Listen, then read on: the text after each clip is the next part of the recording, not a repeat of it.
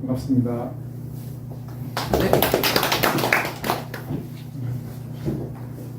이런 기본적인 얘기는 해보고 가도록 하겠습니다. 열량 영양소와 미세 영양소의 이제 차이가 현대인의 병을 유발하고 있다 이런 얘기를 많이 하시죠. 그래서 열량 영양소는 너무 많고 기능 영양소, 미세 영양소는 너무 모자라다. 또 이제 독성 영양소까지 이제 우리 몸에 많이 들어오고 있다 이렇게 이야기합니다. 그래서 그런 미세 영양소 중에 우리 질병과 연관된 것들을 구별해서 말씀드리도록 하겠습니다. 전 인슐린이 이제 최근에 아주 엄청난 문제가 되죠. 당뇨병이 지금 환자가 500만 명이 넘었고 전 단계를 합치면 지금 1,500만 명 가까이 지금 되고 있다 이렇게 되고 있어서 점점점 이게 문제가 되는 것 같습니다. 그거랑 마그네슘과 연관이 있다. 어디였을까요? 그래서 인슐린이라는 게 이제 마그네슘과 연관이 되고 이 마그네슘이 인슐린과 연관이 있습니다. 그래서 당을 먹게 되면 당이 이렇게 올라가면 인슐린이 따라서 올라가죠. 그러면 혈중에 마그네슘이 줄어듭니다. 이게 어디 갔느냐 하면 RBC로 들어간 거죠. 그래서 이 마그네슘이 이렇게 인슐린과 연관돼서 변동이 생깁니다. 그래서 마그네슘이 떨어져 있는 사람이 당뇨 환자에 굉장히 높은데 이게 바로 이 인슐린이 나올 때마다 그 적혈구 속으로 마그네슘이 들어가고 그 사용이 돼서 그런 거고 마그네슘이 부족하면 인슐린의 작동도 잘 안 되더라. 또 유병률 자체가 당뇨 환자의 4분의 1에서 반 정도까지도 얘기를 하고 있고 그래서 이 마그네슘 부족한 것은 이 혈당 조절이나 인슐린 저항성 증가하는 것, 체질량 지수가 증가하는 거랑도 연관이 된다. 그래서 이 마그네슘이 우리가 부족할 것 같지가 않은데도 불구하고 부족하더라고요. 그래서 마그네슘 보충을 했더니 우선 혈중 마그네슘이 이렇게 올라가고 그 다음에 적혈분의 마그네슘도 올라가고 그 다음에 인슐린 저항성도 개선이 되더라라는 게 이제 마그네슘 보충하면 보여집니다. 그래서 인슐린에 의한 당 이용이 이 마그네슘에 의해서 증가될 수가 있다. 그래서 이게 이제 제가 환자들 본 거죠. 다카라라는 사람이 본 건데 이 정상인 사람과 1형당뇨, 2형당뇨 비만을 보면 이런 현상이 나타나죠. 그래서 당뇨병 환자는 히모글로빈 A1C가 좀 많이 올라가 있고 2형 당뇨도 꽤 올라가 있죠. 근데 그다음에 콜레스테롤도 올라가 있고 이 사람들이 어떻게 변하느냐 보시면 인슐린을 자극했을 때 마그네슘이 얼마나 올라가는지를 보는 건데요. 정상적인 사람들이 이렇게 마그네슘이 올라가는데 당뇨병 있는 사람들은 그 수치에 못 올라가더라. 비만한 사람들도 올라가긴 하지만 그 원래 정상적인 사람들보다는 좀 떨어지더라라는 게 나타났고 마그네슘 부족한 것은 타이로신 카이네이즈 액티비티를 떨어뜨려서 인슐린 저항성을 증가시키니까 이 자체로 고혈압 당뇨병을 유발할 수 있다. 마그네슘 보충하는 것이 굉장히 중요하다. 마그네슘 그럼 어디에 많이 들어있느냐? 마그네슘이 모자라는 건 칼슘이 올라가는 거와 거의 같은 맥락으로 보시면 되고 이 마그네슘 부족하면 심파스틱 너브 시스템에도 작용을 하고 베이서 컨스트릭션도 작용을 하고 플레이트리 더블리게이션이나 키드니 레노바스큘러 레지스턴스 머슬 팻의 인슐린 레지스턴스를 유발해서 성인병을 유발하는 그런 원인이 된다. 그래서 마그네슘에 대한 생각을 좀 많이 하실 필요가 있고 두 번째는 인슐린 저항성하고 크롬과 연관이 있다는 건데 이 크롬이라는 것은 지금 자동차의 부속품들이 반짝반짝하게 빛나는 그런 도금이 크롬 도금입니다. 근데 그런 금속인데 이 크롬이 종류가 5가지가 있어요. 그래서 오가크롬은 그런 데 쓰고 삼가크롬은 우리 몸에서 사용이 됩니다. 이 삼가크롬은 글루타치온과 나이아신이 합쳐져서 이렇게 3개가 합쳐져서 당 내성인자랑 글루코스 톨러런스 팩터라고 인정이 되는데 이것은 인슐린 수용체 숫자도 증가시켜주고 인슐린 수용체 감수성도 증가시켜줘서 인슐린 작동을 훨씬 잘할 수 있게 해주는 그런 역할을 한다 이거죠. 이 크롬은 원래 그 독성 물질이어서 크롬 중독이 되면 이 코에 중격이 구멍 나는 그런 질병이 생깁니다. 근데 이 삼가크롬은 우리 몸에 쓰이는 크롬이고 이거랑 관계가 없는 얘기죠. 모양새는 이런 식으로 나타나고, 그래서 이 크롬도 상당히 중요한데, 크롬이 어디에 주로 쓰이느냐면 이 인슐린 리셉터입니다. 인슐린 리셉터에는 알파 서브유닛, 베타 서브유닛이 있는데, 이 알파 서브유닛, 베타 서브유닛에 전부 다 크롬이 액티베이션을 합니다. 역할을 해요. 그래서 크롬이 리셉터 카이네이즈를 액티베이션 시키고 프로테인 타이로신 포스파테이즈를 이니비션 합니다. 이 두 가지 작동이 무슨 의미가 있느냐? 우선 인슐린 이 센시티브한 셀에 크롬 리셉터가 이렇게 있습니다. 거기에 인슐린이 가서 붙으면 빨리 안 넘어가. 인슐린 리셉터에 인슐린이 붙었죠. 근데 이 인슐린 리셉터에 크롬 리셉터가 있어요. 그래서 크롬이 같이 가서 이 크롬 자리에 붙으면, 이렇게 붙으면 인슐린 리셉터가 완벽하게 fully 액티베이션 됩니다. 그래서 이 크롬이 없을 때랑 다르게 인슐린 리셉터가 훨씬 더 많이 액티베이션이 되기 때문에 인슐린 양도 줄일 수 있다. 그래서 인슐린이 적게 나와도 충분한 역할을 할 수 있는 것이 바로 이 크롬의 작동이다라는 거죠. 크롬은 어디 많이 들었느냐? 이런 효모나 고기에도 많이 들었고, 뭐 채소에도 들었고, 이런 과일에도 들어있습니다. 그래서 이런 것들을 많이 먹도록 하는 것이 중요하겠다. 그 다음에 마그네슘은 뭐랑 연관이 있냐면, 앵자이어티, 이런 감정과 또 연관이 있습니다. 그래서 마그네슘은 우리가 눈꺼풀 떨릴 때 많이 이제 사용을 하는데, 사실 눈꺼풀 떨리는 이유는 제일 많은 건 스트레스죠. 한 그 원인의 5% 정도가 이제 마그네슘 부족인데, 우리는 마그네슘은 그냥 무조건 눈꺼풀만 지금 자꾸 생각을 하는데, 이 마그네슘 부족으로 인해서 이 NMDA 리셉터라는 것이 활성화가 잘 안 되게 됩니다. 그래서 마그네슘이 많아지면 이런 리셉터도 올라가게 되고, 그 다음에 아니죠. 마그네슘 부족하면 NMDA 리셉터가 활성화가 되고 카이누레닌도 증가하고 서브스탄스 P도 올라가고 비타민 B6는 떨어집니다. 이 각각 다 연관이 있는데요. 하나씩 보시면 NMDA 리셉터가 많아지면, 활성화가 되면 자극에 대한 반응이나 불안 유발이 훨씬 많아집니다. 그래서 조그마한 자극에도 훨씬 센시티브하게 작용을 하게 되고 격렬한 방어 행동을 하게 되고, 그래서 훨씬 이 마그네슘 부족하면 다른 사람의 공격적인 행동을 많이 한다라고 되어 있고, 두 번째 이 카이누레닌이 증가를 하게 되면, 이게 증가를 하면 불안을 유발하고 노아드레날린 분비가 증가해서 혈관이 수축하면서 혈압도 올라가게 되고, 역시 카테코라민도 혈압을 올리게 되죠.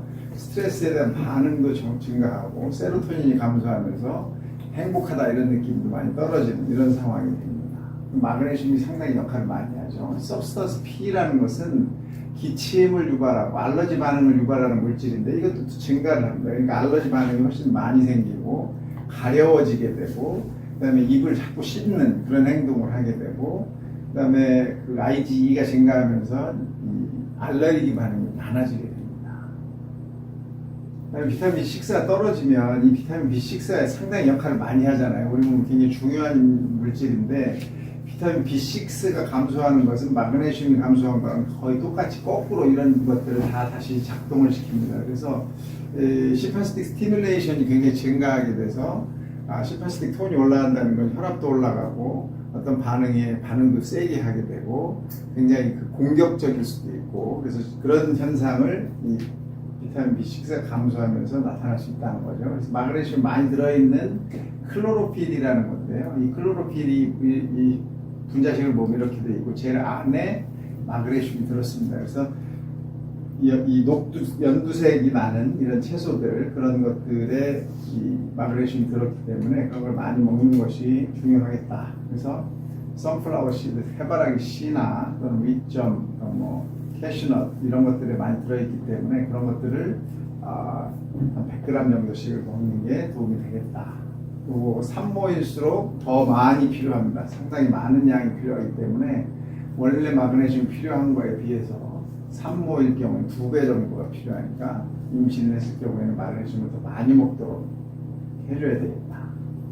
또 스트레스를 받는 것도, 사실 우리 몸에서 스트레스를 받으면 어떤 현상이 생기는지를 이런 미네랄을 가지고 설명한 게 별로 없어요. 근데 이 미네랄을 설명을 하면 우선 이제 알람 스테이지가 있고 레지스턴스 스테이지가 있고 이그저스션 스테이지로 우리가 스트레스를 나누는데 경고 반응이 되면 fight or flight 리액션이라고 해서 싸울 건지 도망갈 건지를 결정하는 그런 반응이 생기게 됩니다. 이 fight or flight 리액션이 생길 때는 우리 몸의 부신이라고 하는 액세서리 키드니가 활성화가 되면서 거기서 호르몬들이 나오죠. 순서대로 나옵니다. 알도스테론이 먼저 나오고, 그 다음에 카테코라민이 나오고, 그 다음에 코르티졸이 나옵니다. 이 알도스테론은 포타슘 루서죠. 포타슘이 우리 몸에서 사라집니다. 그 다음에 이 두 가지는 이 소디움을 증가시키게 만들죠. 그래서 소디움 증가를 하게 되면서 조직 내에 소디움이 많아집니다. 이 조직이라는 것은 우리 몸 모두를 말하죠. 그래서 스트레스를 처음 받으면 맨 처음에 부어요. 붓는 이유가 소디움 리텐션이 일어나기 때문이고, 이 소디움 리텐션이 되는데 그것만 그냥 역할을 하느냐 그게 아니라 이 코티졸이 더 많아지면 소디움 리텐션이 이 관절 사이사이까지 다 옵니다. 그래서 관절 속에도 소디움 리텐션이 되면서 관절이 부어요. 그래서 이 스트레스를 처음 받았을 때 상당히 많은 이 아픔과 부음이 생기고 DNA 손상도 생깁니다. 그랬다가 시간이 자꾸 지나면 이 소디움이 너무 많이 빠지면 우리 몸이 큰 문제가 되죠. 하이퍼나트레미아가 되면 굉장히 문제가 되고, 포타시움이 또 많아져도 문제가 됩니다. 그래서 포타시움이 많아지면 포타시움을 떨어뜨려야 되고, 포타시움이 너무 떨어지면 포타시움을 채워야 되는 게 우리 몸의 피드백인데, 포타시움이 너무 떨어지면 안 되니까 이 포타시움에도 문제가 생기고, 나트륨이 너무 올라가는 것도 문제니까 그걸 또 해결을 해야 됩니다. 그래서 코티졸이 너무 많이, 나트륨이 너무 많이 올라가면 나트륨을 떨어뜨릴 수 있도록 또 노력을 해야 되는데, 이게 이제 초기에 스트레스 받았을 때 초기에 소디움이 올라가고 포타시움이 떨어져 있는 상황이죠. 근데 이게 그다음 중기로 가면 소디움이 너무 많이 올라가니까 소디움을 내려보내야 돼요. 그래서 나트리우레틱 펩타이드라는 게 혈관에서 나와가지고 이게 소디움을 떨어뜨려 줍니다. 그래서 소디움을 떨어뜨려주고, 그 다음에 포타시움이 너무 떨어지니까 포타시움을 다시 올려야 되죠. 그래서 포타시움을 올리는 역할이 또 생깁니다. 이 루프가 서로 생겨서 소디움이 다시 정상화되고 포타시움은 다시 좀 올라가고, 그래서 이런 형식이 되는 거죠. 원래는 소디움이 많이 올라가 있고 포타시움이 작아져 있었는데 그게 에큐트 스테이지인데 조금 시간이 지나면 이렇게 된다는 거죠. 그래서 이렇게 되면 이게 이제 이 사람은 스트레스 받은 지가 상당한 시간이 지났구나, 그렇게 볼 수 있고, 이게 조금 더 시간이 지나면 계속 이 루프가 생기다 보니까 소디움이 줄어들고 포타시움이 올라가는 거꾸로 역전 상황이 생깁니다. 이거는 상당히 오랫동안 스트레스를 받았다, 굉장히 오랜 동안 스트레스를 받은 상황이다라고 우리가 얘기를 하죠.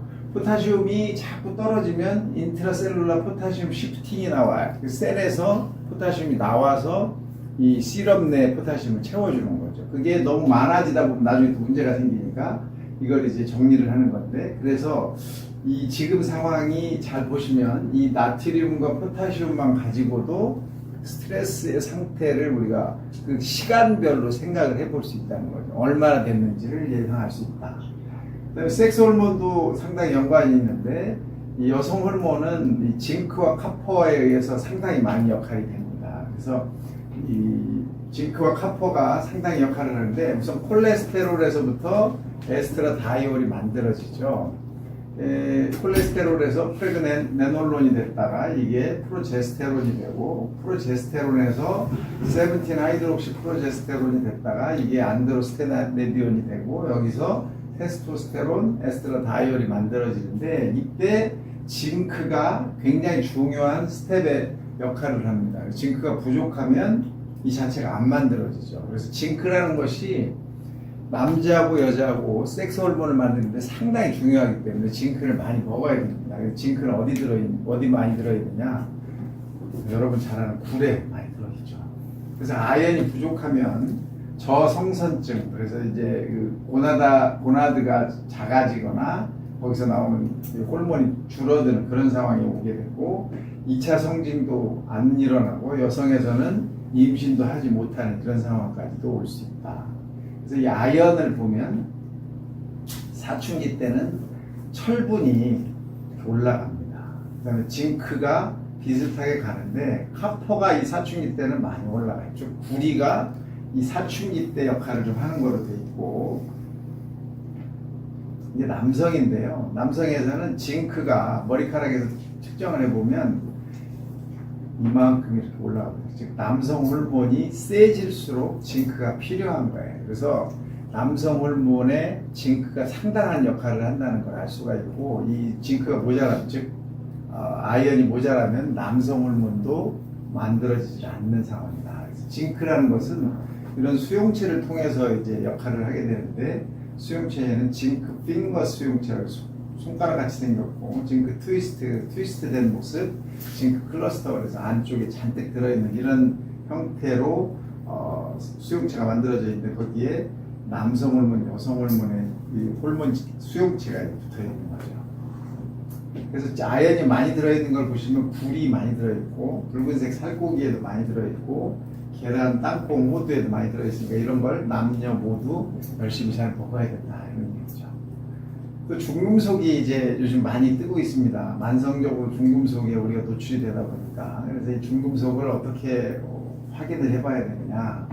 중금속은 사실 우리 몸에 들어오면 우리 몸은 이걸 방어하는 역할이 있습니다. 그래서 메탈로치오닌이라는 단백질이 만들어져서 중금속이 우리 몸에서 악영향을 하는 것을 막아주는데, 이 메탈로치오닌이 만들어질 때는 아연이 꼭 필요합니다. 그래서 아연이 부족하면 이런 일이 잘 안 생기죠.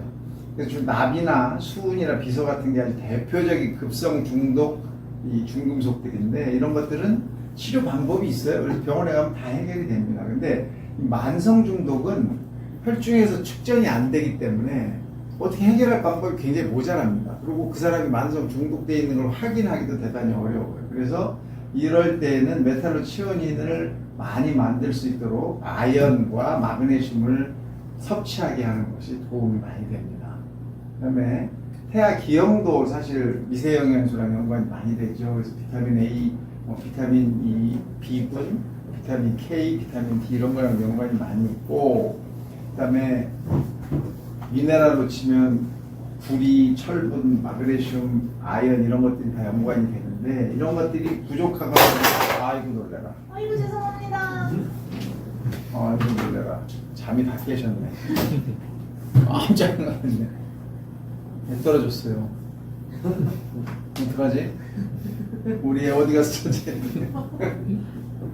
그래서 이런 임신과 이 미세영양소를 많이 이제 연관을 해본 연구자들이 이렇게 많은데, 이 사람들이 결론적으로 보면 중금속의 산모가 노출이 되면 조직이 손상이 되고, 이 조직이 손상되면서 acute phase reaction이 일어나면서 사이토카인, 요즘 많이 아시죠? 이제 뭐죠? 요새 코로나를 겪으면서 이런 얘기 하도 많이 들어가지고, 이 사이토카인이 나와서 이런 것들이 우리 몸의 역할을 하게 되는데, 이 사이토카인이 나오고 액큐트 페이스 리액턴트가 나오는 걸 막으려면 메탈로치오닌이 많이 만들어져야 된다. 근데 이 메탈로치오닌은 아연으로 만드는데, 아연이 그러니까 산모 체내의 아연이 줄어든다, 이거 만드느라고. 그러면 혈중 내 아연이 감소하고 아이한테도 아연이 줄어들기 때문에 아연이 줄어들면서 기형이 발생할 수 있다, 이렇게 이제 알려져 있는 겁니다. 그래서 임신하면 아연 섭취, 마그네슘 섭취 이런 거를 훨씬 더 많이 해줘야 되는 거죠. 그 실제적으로 우리가 이제 그 환자를 볼 때도 쓰는 것이, 인슐린 저항성이 자꾸 있거나 뚱뚱해서 뭐 당뇨병이 가까이 되거나 인슐린 그 헤모글로빈 A1C가 증가를 할 때는 마그네슘과 크롬이 들어있는 그런 영양소를 먹도록 이제 자꾸 권장을 하게 되고, 감정적으로 조금 뭐 흥분을 잘하거나 불안하거나 이런 경우에도 마그네슘과 비타민 B6를 같이 보충할 수 있도록 그 이야기를 하고, 중금속에 많이 노출이 되는 그런 환경에 있거나 성 호르몬에 약간 문제가 있다고 생각되면 아연을 많이 섭취할 수 있도록 이제 그 환자분들 또는 이런 분들한테 권장을 합니다. 또 항산화, 내가 좀 덜 늙고 싶다 이런 사람들한테는 이런 비타민 C, E, A와 코큐텐, 그다음에 아연과 마그네슘을 많이 이제 섭취하도록 그렇게 설명을 합니다. 그래서 이게 실제적으로 우리가 확인을 해보면 우리나라 국민들을 국민 건강 영양 조사라고 매년 측정을 하거든요. 거기에 보면 부족한 미네랄이 나오죠. 그래서 비타민도 나오고 비타민 C와 비타민 D가 우리나라에서는 가장 부족한 비타민입니다. 나이가 들수록 안 먹는 비타민으로 되어 있고 그래서 비타민 D와 비타민 C는 마구마구 보충을 할 필요가 있다. 그 다음에 미네랄로는 칼슘과 마그네슘이 상당히 많이 부족한 걸로 되어 있습니다. 그래서 칼슘 섭취를 많이 하실 수 있도록 도와드리는 게 도움이 됩니다. 이거는 이제 환자분의 건데 이 사람이 굉장히 피곤해하고 몇 년 동안 피곤한데 병원에 가도 해결이 잘 안 되더라. 그래서 와서 검사를 했습니다. 칼슘, 마그네슘, 소디움, 포타슘 이런 검사를 했어요. 이게 사실 이제 소디움과 포타슘하고 칼슘과 마그네슘 이런 걸 가지고 이제 이런 그래프가 만들어지는데 이 그래프가 하는 일이 뭐냐? 이 그래프가 하는 일이 뭐냐면 사실 그걸 가지고 설명을 합니다. 아까 스트레스가 많으면 초기에는 나트륨이 올라가고 포타슘이 내려간다고 그랬잖아요. 그랬다가 이 사람은 지금 거꾸로 나트륨이 작고 포타슘이 굉장히 올라가 있는 상황인데 이렇게 됐다는 얘기는 이 사람은 굉장히 오랫도록 스트레스를 받고 있는 상황이다. 이렇게 설명을 저희가 해주는 겁니다. 그래서 이런 이 미네랄 검사를 해서 저희가 좀 환자분한테 설명도 하고 거기에 맞게 처방도 좀 해주는 그런 일을 하고 있습니다. 시간을 거의 맞춘 것 같습니다. 감사합니다. 질문이 있으시면 질문을 받도록 하겠습니다. 미네랄 검사 비용이 어느 정도? 이 모발 검사를 하면 한 15만 원에서 20만 원 정도 드는 것 같아요. 이거는 우리나라에서 그 해석이 안 돼서 미국으로 가거든요. 미국에 이걸 해석해주는 회사가 있어요. 그 회사에서 이걸 전산으로 이제 저희들한테 보내주죠. 그럼 저희가 프린트아웃을 해서 환자한테 주고 저도 쓰고 그렇게 하고 있습니다. 이걸 할 때는 머리카락을 요 귀랑 연관된 이렇게 귀에서 이렇게 올라간 요 라인으로 자르는 여기가 가장 모발이 제일 잘 자라는 그런 곳이어서 계속 모발이 자라나잖아요. 그러니까 모발은 하루에 0.3mm가 자라죠. 몇 mm 자랍니까? 한 달에 1cm. 그렇죠. 평균 한 달에 30일에 1cm 정도 자라요. 하루에 0.3mm 정도가 자란다 이렇게 보게 되고 열흘이면 3mm, 30일이면 9mm, 그러니까 1cm 정도가 자라는데 앞머리와 뒷머리와 옆머리가 각각 자라나는 속도가 다르죠. 그리고 같은 양쪽 옆머리라도 사람에 따라서 오른쪽 머리가 더 자라는지 왼쪽 머리가 자라는지가 또 다릅니다. 그래서 그걸 이렇게 올라가면서 잘라서 일정 무게 이상을 잘라서 보내면 그 무게에 맞게 이제 해서 결과를 가져오죠. 그래서 이거 가지고 논문도 많이 쓰기도 하고 설명도 하고 그런데 아직도 이제 뭐 완벽하지는 않은 거죠. 여기에 영향을 주는 게 많고 왜 그러냐면 모근이 있으면 모근을 싸고 있는 이제 모낭이 있고 이 모근을 싸고 있는 이 모낭에는 캐필러리가 이렇게 감고 있어서 블러드에 문제가 생길 때마다 모근에 인설트를 주고 그게 계속해서 자라나면서 그 모근 안에 축적이 되어 있는 걸 우리가 나오면 잘라서 그걸 가지고 설명을 한다 이렇게 이야기를 하고 있는 겁니다. 혈액을 통해서 검사를 할 수 있어요. 미네랄은 혈액은 항상 정상 레벨을 유지하고 있기 때문에 혈액을 측정을 하면 맨날 정상이죠. 그걸 비정상이 되면 사람이 이제 쓰러지거나 죽어 있을 상황이니까 그거를 측정에 아무 의미가 없는 거죠. 아니 왜 혈액에서와 모발에서 이게 차이가 나죠? 혈액은 정상적으로 유지를 하지 않으면 우리 몸에 대사가 일어나지 않기 때문에 우리는 죽어야 되는 거고 모발은 인설트가 박힌 다음에 혈액은 계속 돌아가잖아요. 잠깐 올라갔을 때 박혀서 영향을 주는 거라서 그게 축적된 걸 확인할 수 있다. 잠깐 순식간에 올라갔다 내려갔다 할 텐데 그때 모근에 영향을 준 것이 축적된다 이거죠. 그렇죠. 스트레스 받을 때 소듐하고 포타슘의 양이 이렇게 돼도 안 되고 이렇게 돼도 안 되고 같아도 안 아니죠, 되고. 아니죠. 우리는 늘 스트레스를 받고 네, 있기 네. 때문에 네. 내 상태를 그냥 보는 거예요. 네, 그게 네. 이렇게 되고 이렇게 되고 이렇게 된 게 그게 뭐 어떤 게 정상이다가 네. 없습니다. 그냥 소디움이 올라가 있고 포타시움이 떨어져 있으면 이 차이로 이미 당신은 지금이 지금이 아주 에큐트 스테이지다. 그다음에 비슷해지면 스트레스를 계속 잘 유지를 하고 있거나 계속 받고 있는 네. 상황이다. 그다음에 거꾸로 돼서 네. 포타시움이 많아지고 소디움이 떨어지면 당신 스트레스 받고 지금 견디고 낸 지가 굉장히 오래됐다. 이렇게 설명을 그냥 하는 겁니다. 항상 사람이 일정할 수가 네, 없으니까. 네. 저거를 검사를 하고 나서 저 검사 결과를 보고 이제 말씀하신 미네랄 보충이라든지 이런 것들을 처방을 했을 때 그 피드백 환자들한테서 오는 피드백이 예를 들어서 100명이라 그러면 그 중에서 굉장히 도움을 많이 받았다고 하는 사람이 몇 프로입니까? 이것만 갖고는 해결을 못해요. 왜냐하면 제가 이제 주로 보는 환자는 스트레스 환자들인데 저 사람들은 이 미네랄만 보충하고 해결이 안 되잖아요. 그러니까 이제 그 스트레스 자체 또는 그 상황에서 생긴 감정적인 문제를 해결하는 약제를 써야만 해결이 되기 때문에 이건 이제 부수적인 거죠. 부차적으로 주는 거고 메인 액션을 하는 것은 항우울제나 항불안제를 사용을 하기 때문에 환자분들은 뭐 거의 뭐 100% 만족도가 올라가죠. 본인이 불편한 걸 해결을 해주니까.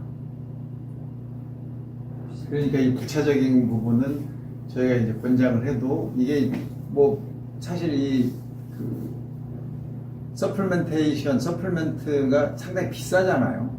그 다음에 부가가치가 많이 남는 거 아닙니까? 그래서 제가 설명을 잘하고 매니지먼트 하는 액션을 가지고 있으면 이걸 이제 부차적으로 가는 거니까 의사 선생님들이 이 길을 잘 알면 어너더 머니가 생기는 거죠. 식사나 무슨 뭐 음식으로 얼마든지 보충할 수 있는 것이 다 미네랄이고 우리가 뭐 그런 이야기를 해줄 수 있는 거지만 환자는 그렇게 해서 내가 보충을 하기가 굉장히 어려운 부분도 있고 그러니까 이 설명을 하면 본인이 그렇게 하려고 하는 그런 따라오는 이런 높아지는 거죠. 검사를 하고 그 연비 부족한 분의 이제 미네랄을 섭취했었을 때 다음번에 테스트를 최소한 6개월 이상. 6개월 이상. 아까 저기 마그네슘이나 크롬이랑 인슐린 얘기를 하셨는데 그 당뇨는 왜 이렇게 뭐 아까 저 미네랄 그런 걸로 이렇게 좀 영향을 줄 수 있다 그러면 당뇨가 이렇게 어려운 병이 당뇨가 왜 어렵냐? 당뇨병의 원인이 이제 1형 당뇨, 2형 당뇨로 나뉘잖아요. 1형 당뇨는 이 판크레아스 즉 췌장의 베타 세포가 어떤 이유인지 모르지만 아직까지도